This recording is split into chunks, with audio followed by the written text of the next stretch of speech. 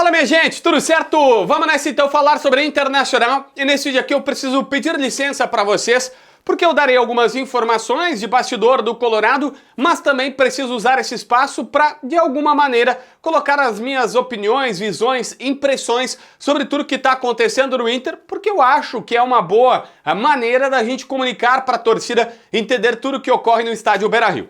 Esse vídeo tem muito a ver com o que o Inter pensa, de lá de trás, dos fiascos que começaram dentro do campo, mas agora estão acontecendo fora dos gramados também. Eu já te dou mais detalhes, antes preciso fazer um convite especial, para tu vir para a tela do meu computador e analisar aqui, ó, a tela da KTO tá aberta, porque tem a promoção ganhe R$25 na Liberta. É isso mesmo, ganhe 2 vezes na final da Libertadores. A situação é a seguinte, apostou na final e bateu, ou seja, deu certo a tua aposta, tu ganha o prêmio de R$25 e uma aposta grátis. Seria ganho duplo. Basicamente, tu só tem que fazer o seguinte, chegar aqui nessa página, que vai estar na abertura do canal ou na aba promoções aqui em cima, tu clica em aceito participar, eu já fiz isso, então eu já coloquei aceito participar, faz uma aposta de R$25 na Libertadores com odds mínimas de 2.0, ou seja, não é tão difícil. Se tu acertar o palpite, tu recebe uma aposta grátis de R$25 de volta. Vou clicar aqui em aposte agora, vai me redirecionar para a página da partida. Tem Odão aqui, tem Palmeiras que está pagando 3.4, vencendo a partida nos 90 minutos, empate 2.88, Flamengo 2.38. Só, eu acho que o Palmeiras vai dar campeão, pode ser nos pênaltis essa aqui, 2.06. O Flamengo, favorito, hein, 1.78, mas é por pouco. Tem várias possibilidades, resultado final, o empate anula a aposta, tem várias coisas legais de tu colocar aqui quem vai estar vencendo no intervalo no final da partida. Cara, algo me diz que o Flamengo vai vencer, tá? 2.38 tá pagando a vitória do Palmeiras nessa partida. Então eu vou botar 25 para sair com 59.50 lá na KTO. Tá feita a aposta, mas lembrando aquela condição que nós mostramos, se essa aposta der certo, a KTO me dá 25 conto, me devolve os 25 e diz, JB, tenta mais uma vez. E aí eu vou fazer uma segunda aposta lá na KTO. Simples, fácil, prático. É mais uma que a KTO acerta para entretenimento. Ou seja, se eu acertar, eu ganho de novo na KTO a chance ainda de aumentar os meus 25. Só a KTO faz essas coisas por você, né? Na descrição, no primeiro comentário, vai ter o link do QR Code que está aparecendo aqui na tela também.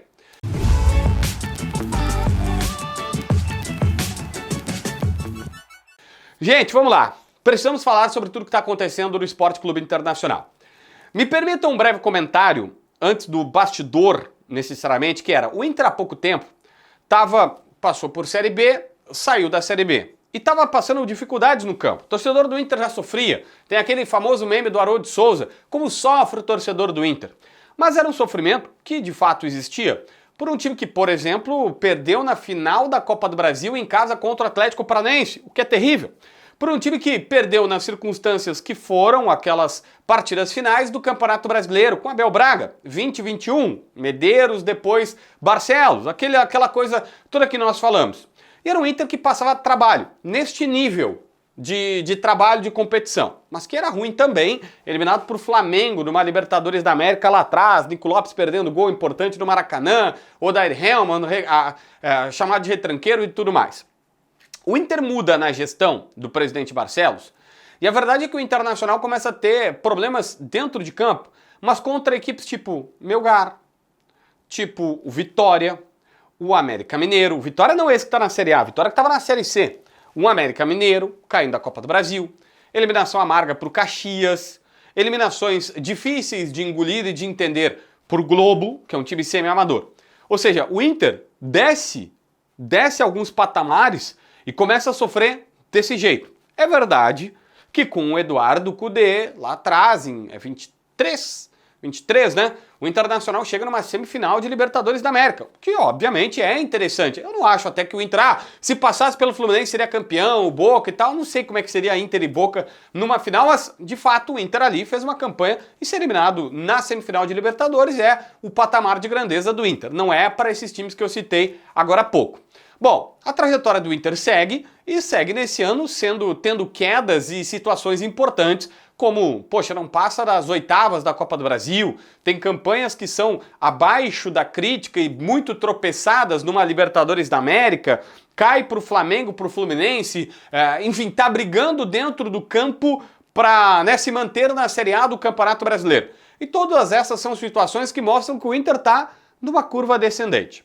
Só que tem uma coisa que fica difícil de tentar explicar, porque o Inter está pagando alguns vales para o seu torcedor e está fazendo o torcedor do Inter ter alguns desgostos que, cara, olha, exceto tudo o que aconteceu com a gestão do presidente Vitor Pífero, que foi para parar em meios que não os futebolísticos, gente, tem proporções inimagináveis na vida do Internacional. Se o torcedor do Internacional pegar a situação como ela está sendo colocada, o Inter, em questão de dias, tem o episódio do papel picado, que é uma vergonha, que é óbvio que o presidente do clube não vai cuidar do papel picado, mas ele é o presidente, ele é responsável por tudo, e o Internacional, além de não conseguir fazer futebol, não consegue fazer uma gestão eficaz de um recebimento de jogo do tamanho de uma Copa Libertadores da América. Só que agora, nos últimos dias, está meio que se superando. O Internacional foi descambando a ponto de, vamos lá, gente, num curto espaço de tempo, nós temos o DJ do Estádio Beira-Rio, que vai pro Estádio Beira-Rio e coloca uma música, Nós Vai Descer pra BC. O nome do DJ é o DJ Xaropinho, que é DJ residente do Beira-Rio. Ele não mora lá, ele é o fixo do Inter, ele já faz há muito tempo e ele inventou de colocar uma música, Nós Vai Descer. O Sport TV, que estava transmitindo o jogo, capta inclusive a reação dos colorados numa situação que fica tragicômica. Todo mundo entendendo, menos o cara. E dizem que rodaram até a música de Tocou no Neymar é gol do MC Guimê, sendo que era contra o Santos. Por sorte o Neymar não estava jogando, mas só aí já era ruim. Para mim, esse episódio ele é muito pior do que o do papel picado. Primeiro que o do papel picado, tu tá numa semifinal numas oitavas de final de Libertadores, da Copa do Brasil, né? Tu tá na Libertadores. Tu tá numa partida decisiva de Copa do Brasil. Aqui tu tá num jogo pra cair. E outra, colocar, tirando onda, com a possível queda. Eu sei que foi sem querer, tenho certeza que o cara não queria fazer isso, mas obviamente ele fez e é a responsabilidade da gestão do Internacional. No momento que eu tô aqui editando o vídeo, a gente recebe a informação que a direção colorada afastou o DJ Xaropinho, tá? Eles afastaram o DJ que colocou aquela música do Estádio Beira-Rio. Na verdade é uma empresa terceirizada que presta serviço e o Inter comunicou eles dizendo, cara, não traz mais esse DJ que tá sempre aí por questões óbvias, tá? Não vai resolver nada, mas eu também acho que alguma coisa eles tinham que fazer, né? Tá afastado o DJ que botou a música no Beira-Rio. Passam-se horas. Isso acaba sendo um tanto quanto abafado, porque a situação do Inter é maior do que só esse descer para BC aí. Vem o presidente do Inter confirmado numa sessão de palestras na CBF. Ele é o presidente do Santos, mas eu não cubro a imprensa santista. E o presidente do Santos das horas vagas ganhou com o time de Robinho, Diego lá atrás, aquele timaço do Santos. E ele está voltando de uma Série B, tentando se reestruturar. Ele talvez tenha um pouco mais a falar, que já foi vencedor e está tirando o time de um atoleiro. E o presidente Barcelos está confirmado no evento da CBF, em que ele vai falar sobre os desafios e estratégias de remontar um time, de reorganizar o futebol de um time e tudo mais. A palestra tem outro nome, mas resumidamente o que chegou pra gente é isso. Palestra essa que, diga-se de passagem, custava R$ 1.200 para assistir todo mundo palestrar, não só o presidente do Internacional. Por sorte, a torcida viu, a imprensa viu, a repercussão veio, e aí o Inter disse, presidente, não vai. E o presidente não foi. Colocaram um vice-presidente do Mirassol. Esse sim tem que estar lá. Há anos, poucos anos, os caras não estavam em divisão nenhuma, agora vão para a Libertadores da América. Esses reconstruíram, ou talvez até construíram, um clube de um nada e partiram para o ponto que estavam. Mas perceba, Fabiano Baldasso trouxe uma lembrança importante depois que isso aconteceu. O fato do presidente do Inter aceitar ir lá falar é porque ele realmente acha que está reconstruindo o Inter. É porque ele realmente acredita que há algum tipo de reconstrução sendo feita na sua gestão. E esse é um problemaço, porque se tu tá vendo, poxa cara, eu não tô conseguindo, beleza. Não, você acredita nisso. Recentemente o CEO do Inter, o Giovanni Zanardi, disse, estamos num caminho bom, estamos reconstruindo as finanças, as coisas estão melhores, as coisas estão acontecendo. Então, e aqui vem, já que a gente falou sobre finanças, nesta realidade completamente paralela, vazou nesta semana uma informação do Vaguinha, dizendo que é o seguinte, olha, o Internacional está devendo 3 milhões de reais para o CT de Alvorada. Se você não sabe, o CT de Alvorada, que já foi Pedras Brancas, RS Futebol Clube, na época da parceria com o Carpegiani, ele pertence a um cara chamado Foguinho, que é o dono da área.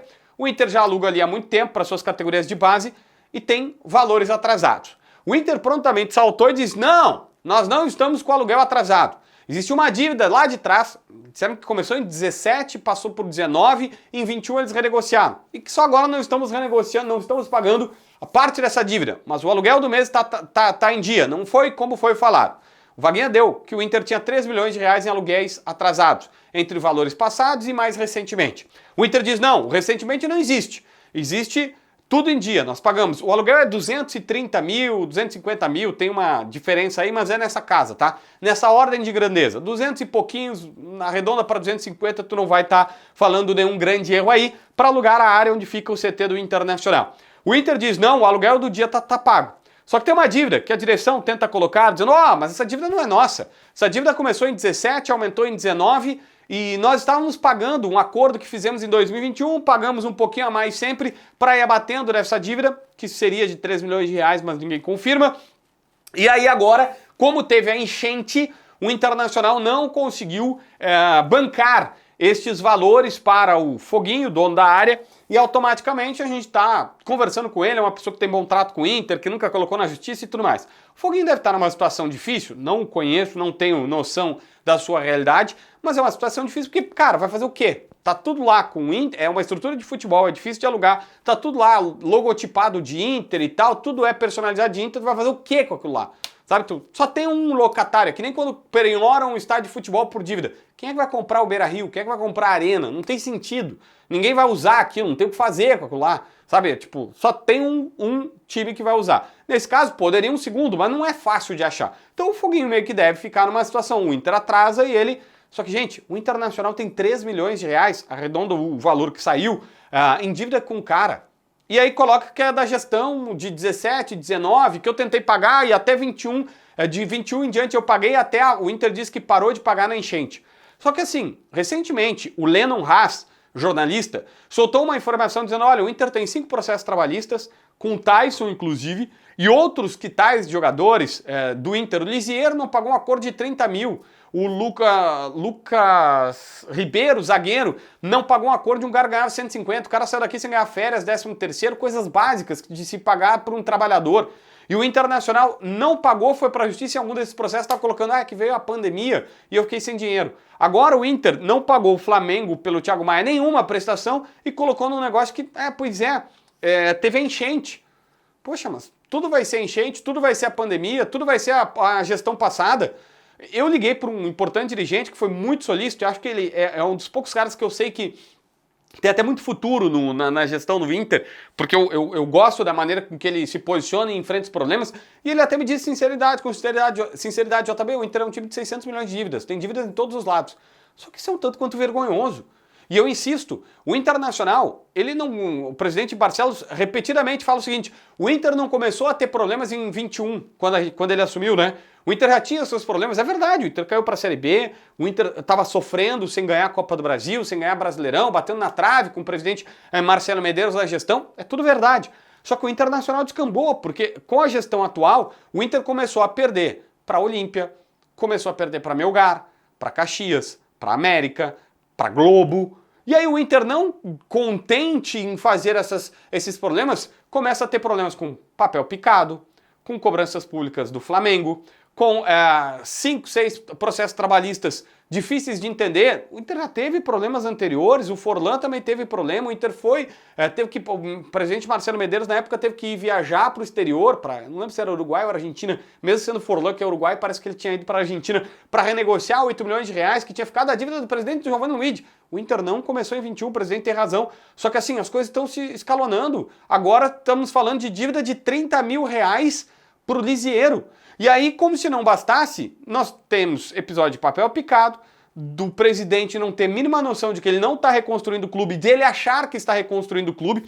Agora vem a informação, essa do CT da base, que tem atrasos, não começou agora, mas tem atrasos, E o Baldasso tem uma informação de bastidor que o salário dos meninos, aqueles que não têm contrato profissional, que ganham ajuda de custo, que tu traz um menino de 14, 15 anos, ele não pode ter contrato, ele tem uma ajuda de custo, 1.000, 2.000, 3.000 reais. O Inter estava atrasado 3 meses para esses meninos, colocou em dia agora, recentemente, porque estava atrasado com os jogadores da base. Jogadores que às vezes tu traz de fora, e aí para que o pai e a mãe se sustente aqui, tu consegue dar uma ajuda de custo, é óbvio. O Inter estava atrasado com essa galera, o Inter está escalonando os seus problemas, e aí, por exemplo, eu tive que ouvir nessa pessoa, que gosto muito, que reconheço suas qualidades. Nessa ligação que ele confirmou a dívida, não disse se era 3 milhões, só disse, tem a dívida, não é de agora, começou lá atrás e tudo mais do CT, que não se pagou aí o Foguinho, que é o dono da área. Ele me disse assim, é que eu acho que essas notícias começam a vazar agora porque o time tá mal dentro de campo, e aí, como o time tá mal dentro de campo, tudo começa a vazar e fica ruim.